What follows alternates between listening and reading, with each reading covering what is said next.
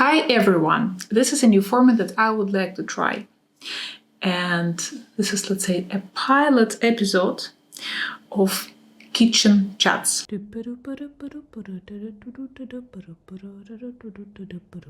What do we discuss here? Literally everything what can be discussed at any kitchen in the world. What can be interesting for me and probably for you. I have here a glass of water, a very messy kitchen behind my back, but I hope it is kind of out of focus, so you do not see that much mess that is behind me right now. Maybe this is also one of the ways how I'm trying to keep my kitchen clean. At least I have a reason to clean up it a little bit, to record a video. But no promises, it still can be very messy. So what do we discuss today? We discuss 3 things that I found really interesting for me personally this week. And we start, of course, with Severance 2nd season. I'm literally a huge fan now. It was wow. The showrunners already approved that there is going to be a 3rd season.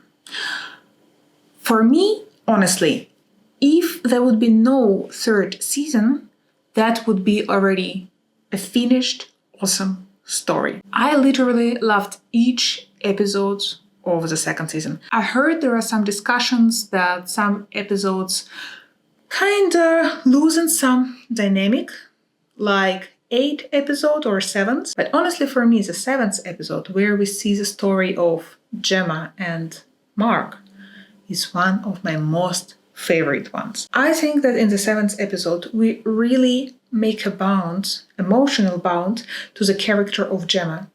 And this is a very important one. Because before, we just knew some basic things about her. And in the 7th story, we see the whole background. We see what really happened between them, what kind of drama they needed to go through. And I don't know, I was so emotionally touched. And also it was for me kind of emotionally shocking to see what Lumen is making to her right now. So the 7th episode for me is really one of the key episodes of the whole season. I did also enjoy the episode and the story of Harmony, because we also see how some corporates can work, how they can steal your ideas. Yes, her idea, have many moral questions. That's not about that. But if we put away this moral aspect of her idea and what she suggested to do or what she invented, still, if we look at that whole situation quite abstract, we see wow, the corporates can be really very mean and very tricky. They just can steal your idea, and then, your idea, even though it's your own one, it doesn't belong to you anymore. And basically, she's the one who is kind of trying to fight for her rights.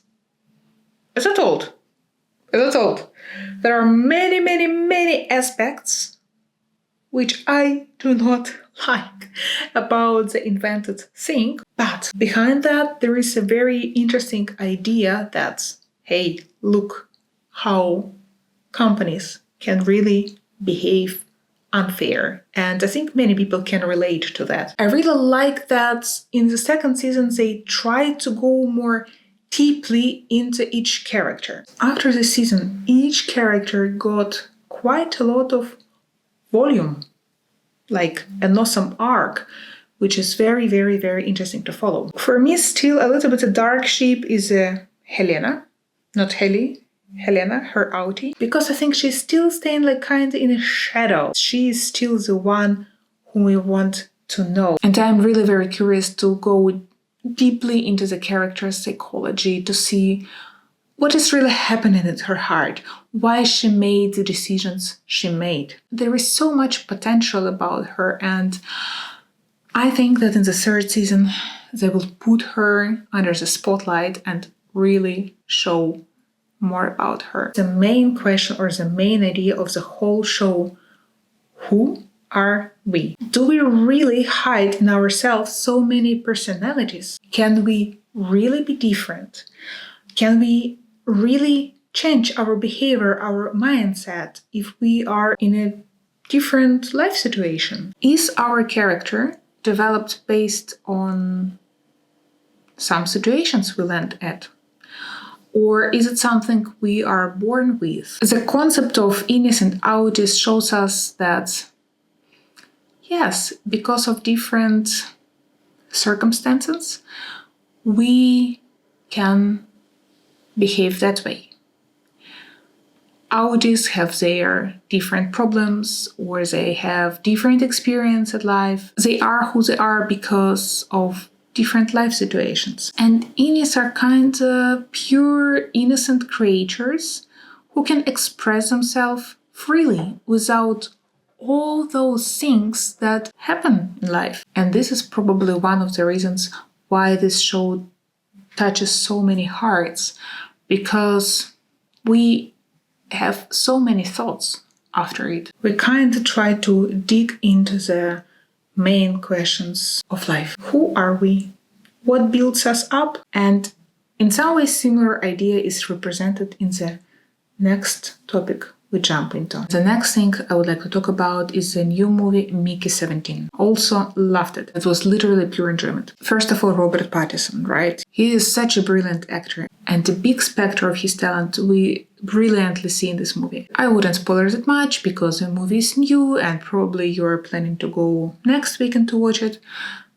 Would be really my big advice. However, I think the main plot twist is well known for everyone, that the character of Robert Pattinson, Mickey, he is cloned every time the character dies. And occasionally one of the clones survives, the Mickey 17, and another clone is already done, the Mickey 18. And they are opposite of each other. And that's where you especially see how Robert can represent so many details in the character and performance, and how he can be at the same time very cute and nice and friendly and like really very dangerous and aggressive. It's like a little bit the innie and outie concept, I have to admit. It turns out that the next clone, the Mickey 18, is kind of different than all other clones that have existed before. I also questioned myself, okay, why did it happen so that the 18th became so how he became? Like, what was his turning point after which he decided, no, I'm not gonna be that nice and good anymore? I mean, at the end, he was still nice and good. And at the end of the movie, he made like a hero decision. But before that, he made quite a lot of mean things. After the fake death of the 17th, maybe he decided, okay, I can't agree anymore with what's going on. I'm not going to accept the things how they are. The story also shows us how some different personalities can be hidden inside of us. If you just recently finished the Severance and you're still in a kind of mood for such kind of story, Mickey 17 will be a perfect choice for that. And not only because it has in some ways similarities with this who are we idea, but also it's a very great satire. This is one of those movies that I have been waiting for a very long time. Already a while ago, I've been missing some really cool, authentic stories. And finally, it's out there, and I would definitely suggest you to go to watch it. And the third topic we're talking about is also connected to storytelling. It can be that I am just one of those last ones who didn't know about that, but if I'm not, I'm happy to share. So, what did impress me? Duolingo social media performance. I didn't know that they actually have different accounts from different countries. And for each account, they make really awesome reels. I can imagine what a huge work it can be, because every account they try to make very individual and try to make content that fits for this account and this country. I am living in a German-speaking area, and of course, I was super impressed by Duolingo Deutschland. I think as a brand, you also must be brave enough to make sometimes this kind of content and to have a very good balance at humor, because one step more, it's like, wow, that's too much.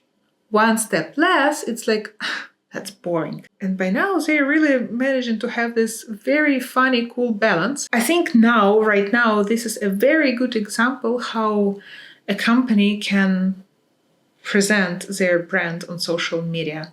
To don't have it boring, to don't have it commercial-like, but still very stylish, and still to trigger people to share the things. So some humor, some fun, some provocation sometimes can be really a very good thing for your social media presence. So marketing people there, you just made awesome work. I generally think that this is kind of a future way for all brands that are working on the social media presence to make a storytelling. Not just only to show the product, but really to make a story. Something like that has been doing Cornetto. I really loved their short movies. You can find them on YouTube, on their channel. And yes, the product was part of the story, but that was very delicately presented. And the story was about love. The story was about emotions and how the product fits into the storyline. That was also one of the greatest marketing ideas. And you see, it perfectly worked. I remember the name of the product. And additionally to that, I have this warm emotional association because I really love the stories they have done. So that was it for today. Let me know what you think. Let me know what you think about the format. And if you have watched the things that I have mentioned today, feel free to share your opinion in a comment.